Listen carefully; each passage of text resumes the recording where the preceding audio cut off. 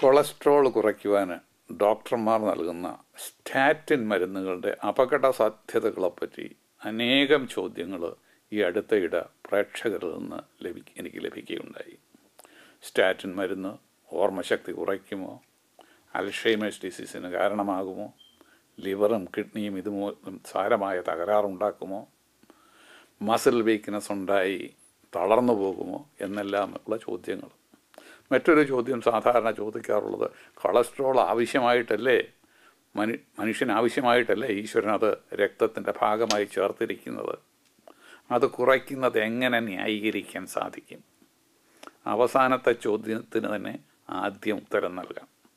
നമ്മുടെ ശരീരത്തിൻ്റെ ഏറ്റവും അത്യന്താപേക്ഷിതമായ ഘടകം, ഇന്ധനം, നമ്മുടെ രക്തത്തിലെ പഞ്ചസാരയാണല്ലോ.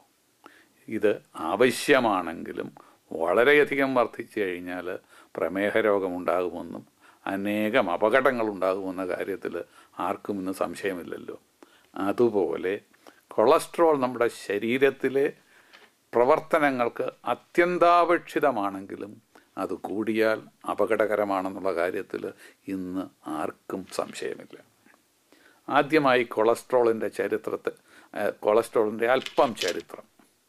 ഒരു 100 വർഷങ്ങൾക്ക് മുമ്പ് ഒരു ജർമ്മൻ പത്തോളജിസ്റ്റായിരുന്ന റൂഡോൾഫ് വെർഷോഫാണ് ഹാർട്ട് അറ്റാക്ക് ഉണ്ടായി മരിച്ച രോഗികളുടെ ഹൃദയത്തിലെ രക്തധമനികളിൽ ഏകദേശം മഞ്ഞ നിറമുള്ള വാക്സിയായിട്ടുള്ള ഒട്ടിപ്പിടിക്കുന്ന പശയുള്ള കൊളസ്ട്രോൾ എന്ന സാധനം കണ്ടുവന്ന് ആദ്യമായി റിപ്പോർട്ട് ചെയ്തത്. തുടർന്ന് ലാബറട്ടറിയിൽ വളർത്തുന്ന മുയലുകളിൽ അമിതമായി കൊളസ്ട്രോൾ നൽകുമ്പോൾ അവയിലും അവരുടെ ഹൃദയ രക്തധമനികളിൽ രോഗഗ്രസ്തമാകുന്നുവെന്ന് കാണപ്പെട്ടു. എന്നാൽ കൊളസ്ട്രോളിനെ പറ്റി ഡോക്ടർമാരുടെ ജനങ്ങളും കൂടുതൽ ബോധവൽക്കരിക്കപ്പെടുന്നത് 1948 മുതൽ അമേരിക്കയിലെ മാസച്യൂസെറ്റ്സ് സ്റ്റേറ്റിലെ ഫ്രെയിമിംഗ്ഹാം എന്ന സ്ഥലത്ത് അനേകായിരം ആൾക്കാരെ തുടർച്ചയായി പങ്കെടുപ്പിച്ച് നിരീക്ഷിച്ചുകൊണ്ട് നടത്തിയ പഠനം ആരംഭിച്ചതിന് ശേഷമാണ്. അത് ഏകദേശം അരനൂറ്റാണ്ടിലേറെ നീണ്ടു നിന്നു. ഫ്രെയിമിംഗ്ഹാം സ്റ്റഡി എന്ന് പറയപ്പെടുന്ന ഈ പഠനം 1960 ആയപ്പോഴേക്ക് തെളിയിക്കപ്പെട്ടു. കൊളസ്ട്രോൾ കൂടിയിരിക്കുന്നവരിൽ ഹാർട്ട് അറ്റാക്കും കൂടുതലായി കാണപ്പെടുന്നുവെന്ന്. എന്നാൽ ഭക്ഷണത്തിലെ അമിതമായ ആനിമൽ ഫാറ്റും കൊഴുപ്പും കുറച്ച് കൂടുതൽ വ്യായാമം ചെയ്യണം തുടങ്ങിയ ഉപദേശങ്ങൾ നൽകുവാനല്ലാതെ ആദ്യകാലങ്ങളിൽ അതിൽ കൂടുതലായി ഒന്നും ചെയ്യുവാൻ ഡോക്ടർമാർക്കും സാധ്യമല്ലായിരുന്നു. തുടർന്ന് ബൈൽ ആസിഡ് ഡ്രസിൻസ് എന്ന ഗണത്തിൽപ്പെട്ട കുറേ മരുന്നുകൾ ഇറങ്ങിയെങ്കിലും കൊളസ്ട്രോൾ കാര്യമായി കുറയ്ക്കുന്നതിൽ വലിയ ഇഫക്റ്റീവ് ആയിരുന്നില്ല ഈ മരുന്നുകൾ. ഈ മരുന്നുണ്ടാക്കുന്ന ഗാസ്ട്രോ ഇൻറ്റെസ്റ്റൈനൽ സിംറ്റംസ്, ഗ്യാസ് മുതലായവ മൂലം രോഗികളും ഇതത് ഇഷ്ടപ്പെട്ടിരുന്നില്ല. നമ്മുടെ രക്തത്തിലെ കൊളസ്ട്രോളിൽ 10% മാത്രമേ നമ്മളുടെ ഭക്ഷണത്തിൽ നിന്ന് ലഭിക്കുന്നുള്ളൂ. ബാക്കി 90% കൊളസ്ട്രോളും നമ്മുടെ ലിവർ നിർമ്മിക്കുന്നതാണ്. അതുകൊണ്ട് നമ്മുടെ രക്തത്തിലെ കൊളസ്ട്രോൾ കാര്യമായി കുറയ്ക്കണമെങ്കിൽ ലിവറിൽ ഉണ്ടാക്കുന്ന കൊളസ്ട്രോൾ കുറച്ചെങ്കിൽ മാത്രമേ സാധ്യമാവുകയുള്ളൂ. ലിവറിൽ അനേകം എൻസൈമിൻ്റെ പ്രവർത്തനം മൂലമാണ് കൊളസ്ട്രോൾ പ്രൊഡ്യൂസ് ചെയ്യപ്പെടുന്നത്. ഈ എൻസൈമിൻ്റെ പ്രവർത്തനം ഏതെങ്കിലും വിധത്തിൽ നിയന്ത്രിച്ച് കൊളസ്ട്രോൾ കുറയ്ക്കുവാൻ സാധിക്കുമോ എന്നായിരുന്നു അടുത്ത ഗവേഷകരുടെ ശ്രദ്ധ. ഇപ്രകാരം പ്രവർത്തിക്കുന്ന ആദ്യത്തെ മരുന്ന് മെർക്ക് കമ്പനി നിർമ്മിച്ച ലീവോസ്റ്റാറ്റിൻ എന്ന സ്റ്റാറ്റിൻ മരുന്നായിരുന്നു. 1987 ക്രിസ്മസിന് തൊട്ട് മുമ്പുള്ളൊരു ദിവസം ഈ മരുന്നുമായി മെർക്കിൻ്റെ റെപ്രസെൻറ്റേറ്റീവ് ചിക്കാഗോയിലൊരു ഹോസ്പിറ്റലിൽ നിന്ന് ഒന്ന് കണ്ടത് ഞാൻ ഓർക്കുന്നു. അന്ന് ഈ മരുന്ന് സാമ്പിൾ നൽകിയിട്ട് ലിവർ ഫങ്ഷൻ ഇടയ്ക്കിടയ്ക്ക് നിശ്ചയമായും ചെക്ക് ചെയ്തോണം, രോഗിക്ക് മസിൽ പെയിൻ എന്തെങ്കിലും തുടങ്ങിയാൽ മരുന്ന് ഉടൻ നിർത്തിക്കളയണം എന്നിങ്ങനെയുള്ള അനേക കർശന നിർദ്ദേശങ്ങൾ അയാൾ പറഞ്ഞതും ഞാൻ ഓർക്കുന്നു. ലിവോസ്റ്റാറ്റിനെ തുടർന്ന് മറ്റ് മരുന്നുകൾ കമ്പനികൾ നിർമ്മിക്കുന്ന സോക്കാർ, ക്രസ്റ്റർ, ലിപ്പിറ്റോർ തുടങ്ങിയ അനേകം മരുന്നുകൾ മാർക്കറ്റിലെത്തി. ഭാഗ്യവശാൽ ആദ്യം ഭയപ്പെട്ടു വരുന്നത് പോലെയുള്ള ഭയാനകമായ സൈഡ് എഫക്ട്സ് വളരെ കുറവാണെന്ന് അനുഭവം തെളിയിച്ചു. ഇത്തരം സീരിയസ് സൈഡ് എഫക്ട്സ് 1% കുറവാണ്. എങ്കിലും എല്ലാ മരുന്നുകളും പോലെ സ്റ്റാറ്റിൻ മരുന്നുകൾക്കും സൈഡ് എഫക്ട്സ് ഉണ്ട്. അത് നേരത്തെ കണ്ടുപിടിച്ച് പ്രതിവിധി നിർദ്ദേശിക്കുവാൻ ഇന്ന് ഡോക്ടർമാർക്ക് കഴിയും. 1980 നമുക്ക് ലഭിച്ച ഒരു പുതിയ അറിവായിരുന്നു കൊളസ്ട്രോൾ തന്നെ 2 തരമുണ്ട്. HDL കൊളസ്ട്രോൾ എന്നറിയപ്പെടുന്ന ഗുഡ് കൊളസ്ട്രോൾ, LDL കൊളസ്ട്രോൾ എന്നറിയപ്പെടുന്ന ബാഡ് കൊളസ്ട്രോൾ. ആദ്യകാലങ്ങളിൽ നല്ല കൊളസ്ട്രോൾ HDL കൊളസ്ട്രോളിനെ H എന്ന ഭാഗം ചേർത്ത് ഹാപ്പി കൊളസ്ട്രോൾ എന്നും LDL കൊളസ്ട്രോളിനെ ലൗസി കൊളസ്ട്രോളും എന്നാണ് ഓർത്തിരിക്കുവാൻ വേണ്ടി മെഡിക്കൽ സ്റ്റുഡൻസിനും റെസിഡൻസിനും പറഞ്ഞു കൊടുത്തിരുന്നത്. അപകടകാരിയായ LDL കൊളസ്ട്രോൾ കുറയ്ക്കാൻ സ്റ്റാറ്റിൻ മരുന്ന് വളരെ വളരെ പ്രയോജനകരമായി കാണപ്പെട്ടു. LDL കൊളസ്ട്രോളിനെ സംബന്ധിച്ച് മുമ്പുണ്ടായിരുന്ന നിർദ്ദേശം ഇതാണ്: LDL കൊളസ്ട്രോൾ എല്ലാവരിലും തന്നെ 130 താഴെയായിരിക്കണം. ഹൈ ബ്ലഡ് പ്രഷറോ ഡയബറ്റീസോ ഹാർട്ട് അറ്റാക്കോ മറ്റു റിസ്ക് ഫാക്ടറോ ഉള്ളവരിൽ LDL കൊളസ്ട്രോൾ 100 താഴെയായിരിക്കണം. ലൈഫ് സ്റ്റൈൽജസ് കൊണ്ട് ഇത് താഴെയാക്കുവാൻ സാധിക്കുന്നില്ല എങ്കിൽ, അതായത് ഡയറ്റും എക്സസൈസും കൊണ്ടും സാധിക്കുന്നില്ല എങ്കിൽ അവർക്ക് സ്റ്റാറ്റിൻ മരുന്നുകൾ കൊടുക്കണം. എന്നാൽ അമേരിക്കൻ കോളേജ് ഓഫ് കാർഡിയോളജിയും അമേരിക്കൻ ഹാർട്ട് അസോസിയേഷനും ചേർന്ന് ഇന്നൊരു പുതിയ നിർദ്ദേശം നൽകിയിട്ടുണ്ട്.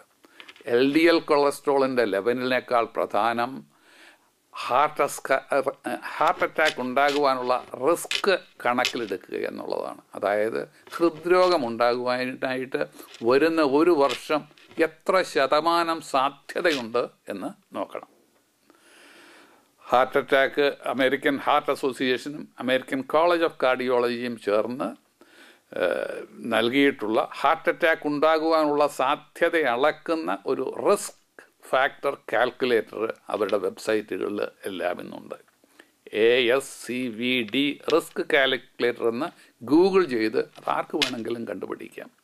അമേരിക്കയിലെ പല ഡോക്ടർമാരുടെയും സ്മാർട്ട് ഫോണിൽ ഇത് ഡൗൺലോഡ് ചെയ്ത് സൂക്ഷിച്ചിട്ടുമുണ്ട്. നമ്മുടെ total cholesterol, HDL cholesterol, blood pressure, പ്രായം, സ്ത്രീയോ പുരുഷനോ എന്നത്, നിങ്ങൾക്ക് ഡയബറ്റീസോ ഹൈ ബ്ലഡ് പ്രഷറോ ഉണ്ടോ എന്നത്, പുകവലിക്കുമോ എന്നത്, ഇങ്ങനെ കുറേ ചോദ്യങ്ങൾക്ക് ഉത്തരം നൽകിയാൽ സാമാന്യം വരുന്ന 1 വർഷത്തിനിടയിൽ ഹൃദ്രോഗമുണ്ടാകുവാനുള്ള സാധ്യത ഏകദേശം സാമാന്യം ശരിയായിട്ട് പ്രെഡിക്റ്റ് ചെയ്യാനായിട്ട് നമുക്ക് സാധിക്കും. ഹാർട്ട് അറ്റാക്ക് ഉണ്ടാകാനുള്ള സാധ്യത വരുന്ന 1 വർഷത്തിനിടയിൽ 7.5% കൂടുതലായിരിക്കുകയും LDL കൊളസ്ട്രോൾ കൂടിയും ഇരിക്കുകയാണെങ്കിൽ അവർക്ക് ലൈഫ് സ്റ്റൈൽ ചേഞ്ച് കൊണ്ട് ഭേദമുണ്ടാകുന്നില്ല എന്ന് കണ്ടു കഴിഞ്ഞാൽ സ്റ്റാറ്റിൻ മരുന്നുകൾ നൽകണമെന്നാണ് ഇന്നത്തെ കോളേജ് ഓഫ് കാർഡിയോളജിയുടെ പുതിയ നിർദ്ദേശം. എന്നാൽ 65 വയസ്സ് കഴിഞ്ഞ സീനിയർ സിറ്റിസൻസിൽ 7.5 റിസ്ക് കൂടിയിരിക്കുന്നു എന്നതുകൊണ്ട് മാത്രം ഈ സ്റ്റാറ്റിൻ മരുന്നുകൾ ആരംഭിക്കണോ? കാരണം 65 വയസ്സ് കഴിഞ്ഞ പുരുഷന്മാരിൽ പലർക്കും മറ്റ് ചില റിസ്ക് ഫാക്ടറുകൾ ഉള്ളതിനാൽ ഒരു നല്ല പങ്ക് ആളുകൾക്ക് റിസ്ക് 7.5% കൂടിയിരിക്കും. ഇവർക്കെല്ലാം സ്റ്റാറ്റിൻ നൽകണോ? 65 വയസ്സിന് മുമ്പ് സ്റ്റാറ്റിൻ മരുന്നുകൾ കൊടുത്ത് കൊളസ്ട്രോൾ കൺട്രോൾ ചെയ്തിട്ടുള്ളവരിൽ അത് തുടരണമെന്നാണെന്ന് പൊതുവായ ധാരണ. എന്നാൽ മറ്റുള്ള സീനിയർ സിറ്റിസൻസിൽ എല്ലാ മറ്റ് ഘടകങ്ങളും കണക്കിലെടുത്ത് ഡോക്ടറും രോഗിയും ചേർന്ന് ഒരു തീരുമാനത്തിലെത്തണം. എൻ്റെ അഭിപ്രായത്തിൽ ഒരാൾക്ക് 65 വയസ്സ് കഴിഞ്ഞു പോയി എന്നുള്ളത് കൊണ്ട് മാത്രം കാറിൽ യാത്ര ചെയ്യുമ്പോൾ സീറ്റ് ബെൽറ്റ് ഇടായെന്ന് വെക്കുകയില്ലല്ലോ. അതുപോലെ LDL കൊളസ്ട്രോൾ വർദ്ധിച്ച് വളരെ റിസ്ക് ഉള്ളവർക്ക് ഏത് പ്രായത്തിലാണെങ്കിലും ചികിത്സിക്കപ്പെടണം. അമേരിക്കയിലെ എല്ലാ മെഡിക്കൽ യൂണിവേഴ്സിറ്റികളിലും ഹൈ കൊളസ്ട്രോൾ ചികിത്സിക്കുന്ന ലിപ്പിഡോളജി എന്ന പ്രിവൻറ്റീവ് കാർഡിയോളജിയുടെ ഒരു ഭാഗമുണ്ട്. അമേരിക്കൻ ലിപ്പിഡോളജിയുടെ പിതാവെന്ന് കരുതപ്പെടുന്ന ഡോക്ടർ ഡാനിയൽ സ്റ്റെയിൻബർഗ് ഈ അടുത്തയിടത്ത് പറഞ്ഞു, സ്റ്റാറ്റിൻ മരുന്നുകളെപ്പറ്റി സോഷ്യൽ മീഡിയയിലും മറ്റു മാധ്യമങ്ങളിലും വരുന്ന വാർത്തകളിൽ 90% അസത്യമോ അസംബന്ധമോ ആണെന്നാണ്. ഈ വിഷയത്തിൽ വളരെയധികം പ്രാവീണ്യമുള്ള 2 മലയാളി കാർഡിയോളജിസ്റ്റിനെ എനിക്കറിയാം. ചിക്കാഗോയിലുള്ള എൻ്റെ സ്നേഹിതൻ ഡോക്ടർ ഈനാശ് കഴിഞ്ഞ 20ലധികം വർഷങ്ങളായി ഇന്ത്യക്കാരുടെ ഇടയിൽ ഹൃദ്രോഗത്തെപ്പറ്റി ഗവേഷണം നടത്തി അനേകം പ്രബന്ധങ്ങൾ രചിച്ചിട്ടുള്ള ലോകത്തിൻ്റെ വിവിധ ഭാഗങ്ങളിൽ പ്രഭാഷണം അദ്ദേഹം നടത്തുന്നു. മറ്റേയാൾ ഡോക്ടർ സലീം യൂസഫ്, കാനഡയിലെ ടൊറൻറ്റോയിലുള്ള മെക്മാസ്റ്റർ യൂണിവേഴ്സിറ്റിയിലെ കാർഡിയോളജി വിഭാഗത്തിൻ്റെ തലവനും ഇന്ന് വേൾഡ് ഹാർട്ട് ഫെഡറേഷൻ്റെ പ്രസിഡൻറ്റും കൂടിയാണ്. ഈ കൊട്ടാരക്കരക്കാരൻ്റെ കാർഡിയോളജി സംബന്ധമായ ഗവേഷണങ്ങൾ ഇന്ന് ലോകപ്രസിദ്ധമാണ്. അനേകം പുരസ്കാരങ്ങൾ അദ്ദേഹത്തിന് ഇതുമൂലം ലഭിച്ചിട്ടുണ്ട്. അദ്ദേഹത്തെ കാനഡയിലെ ഏറ്റവും വലിയ ബഹുമതിയായ ഓർഡർ ഓഫ് കാനഡ നൽകി കനേഡിയൻ ഗവൺമെൻറ് അദ്ദേഹത്തെ ബഹുമാനിച്ചിട്ടുമുണ്ട്. ഡോക്ടർ സലീമും ഡോക്ടർ ഈനാശും കൂടെ കഴിഞ്ഞ വർഷം ഒരു 3 ദിവസം ഒരേ ഹോട്ടലിൽ താമസിച്ച് ഒരു കോൺഫറൻസിൽ പങ്കെടുക്കുവാനിടയായി. ഇവരുടെ രണ്ടുപേരുടെയും അഭിപ്രായത്തിൽ സ്റ്റാറ്റിൻ മരുന്നുകൾ ഇൻഡിക്കേറ്റഡ് ആയിട്ടുള്ള ഹൈ LDL കൊളസ്ട്രോൾ ഉള്ള ആൾക്കാരിൽ മരുന്ന് നിർത്തുന്നത് അപകടകരമായിരിക്കുമെന്നാണ്. പ്രത്യേകിച്ച് ഹൃദ്രോഗമുണ്ടാകുകയോ ആൻജിയോപ്ലാസ്റ്റി ചെയ്യുകയോ ബൈപ്പാസ് സർജറി ചെയ്യുകയോ അല്ലെങ്കിൽ സ്റ്റെൻറ്റ് ഹൃദയത്തിൽ നിക്ഷേപിക്കപ്പെട്ടിട്ടുള്ളവരോ സ്വന്തം അഭിപ്രായപ്രകാരം ഈ സ്റ്റാറ്റിൻ മരുന്നുകൾ നിർത്തുന്നത് ഒരുപക്ഷെ ആത്മഹത്യാകരമായിരിക്കും. അടുത്ത തവണ സ്റ്റാറ്റിൻ മരുന്നിനെതിരായി ഘോരഘോരമായൊരു പ്രഭാഷണം നിങ്ങൾ എവിടെയെങ്കിലും കേൾക്കുമ്പോൾ ശ്രദ്ധിക്കണം. അത് പറയുന്നത് ഒരു കാർഡിയോളജിസ്റ്റ് ആണെങ്കിൽ പോലും അയാൾ ഏതെങ്കിലും പുസ്തകമോ മറ്റെന്തെങ്കിലുമോ വിൽക്കുവാൻ ശ്രമിക്കുകയാണോ എന്ന്. എന്തെങ്കിലും വിൽക്കുവാനാണ് അയാളുടെ ശ്രമമെങ്കിൽ അയാളുടെ ഉപദേശം വളരെ വളരെ സൂക്ഷ്മതയോടുകൂടി മാത്രം സ്വീകരിക്കേണ്ടതാണ്. ഇത് ചിക്കാഗോയിൽ നിന്ന് ഡോക്ടർ YP തോമസ്. വരുന്ന ആഴ്ചയും ഇതേ സമയം നമുക്ക് വീണ്ടും കാണാം.